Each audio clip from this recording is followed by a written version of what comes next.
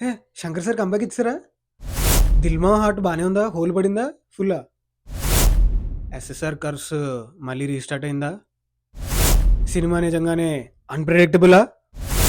Hey folks, welcome back to scene and opinion. చాలా రోజుల తర్వాత మీ ముందరికొచ్చాను. చాలా ఆనందంగా ఉంది. కొన్ని అనివార్య కారణాల వల్ల మంచి మంచి మూవీస్ డిసెంబర్‌లో చాలా మిస్ అయిపోయా.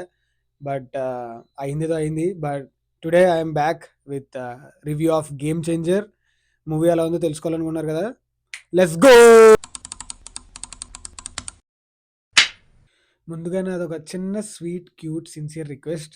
Please do subscribe, like, comment. చెప్పండి కామెంట్స్‌లో మీకు సినిమా నచ్చిందా? లేదా ఎప్పుడెళ్తున్నారు? ఫ్యామిలీతో ఎళ్తున్నారా? ఎలా ఉంది హైప్, బజ్, ఆంధ్రాలో ఎలా నడుస్తుంది సినిమా అని ఖచ్చితంగా చెప్పండి. అండ్ ఇంకా అస్సలు ఆలస్యం చేయొద్దు. Will quickly jump to the review. So, ముందరగా సినిమా పాజిటివ్స్ కోసం మాట్లాడుకుందామా? సో, ఆబ్వియస్‌లీ లీడ్ పెర్ఫార్మన్సెస్‌లో 'రామ్ చరణ్', 'ఎస్.జె. సూర్య' చితక్కొట్టేసారు.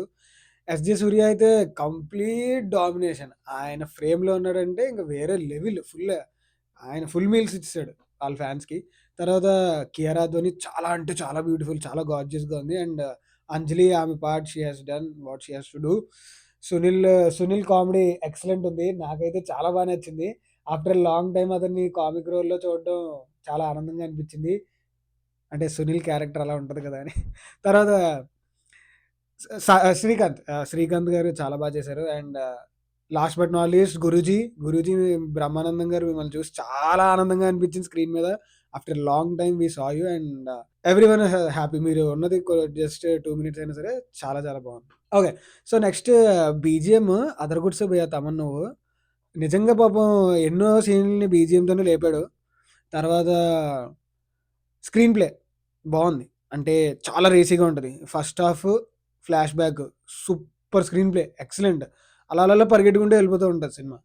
నెక్స్ట్ వచ్చేసి 'దోప్' సాంగ్ అండ్ 'జరగండి జరగండి' సాంగ్, 'రామచ్చ మచ్చ' సాంగ్ అంటే శంకర్ సార్ నుంచి గ్రాండియర్ సాంగ్స్ ఎలా ఎక్స్‌పెక్ట్ చేస్తామో అలా నాకు ఎస్పెషల్లీ నాకు 'దోప్' అయితే చాలా నచ్చేసింది. క్రేజీ సాంగ్స్ వాటి విజువల్స్ ఎక్సలెంట్ అసల. Out of world. అమ్మ బాబోయ్! సో, మనం ఇప్పుడు నెగెటివ్స్ కోసం మాట్లాడుకుందాం. నాకు సినిమా ఎందుకో కొద్దిగా ఓల్డ్ టెంప్లేట్‌లా అనిపించింది. టెంప్లేట్ అయితే కొత్తగా ఏం లేదు. జస్ట్ ఎన్నో సినిమాలు చూసాం ఇదే టెంప్లేట్‌తో. ఆ టెంప్లేట్‌లోనే ఉంటది.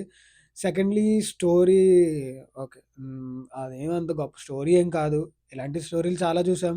శంకర్ సార్ నుంచే వస్తుందంటే ఆబ్వియస్‌లీ మనం ఇప్పుడు కూడా 2015లో వచ్చిన 'ఐ' సినిమా ముందర ఎలా ఉండేవారో శంకర్ సారు, ఆ రేంజ్‌లో స్టోరీ ఉంటదని ఊహిస్తాము. బట్ అంత స్టోరీ ఏమి ఉండదు. ట్రైలర్ చూసినప్పుడు మీరేమి ప్రిడిక్ట్ చేసారో అదే ఉంటది. సో, బేసికల్లీ మూవీ అన్‌ప్రెడిక్టబుల్ కాదు.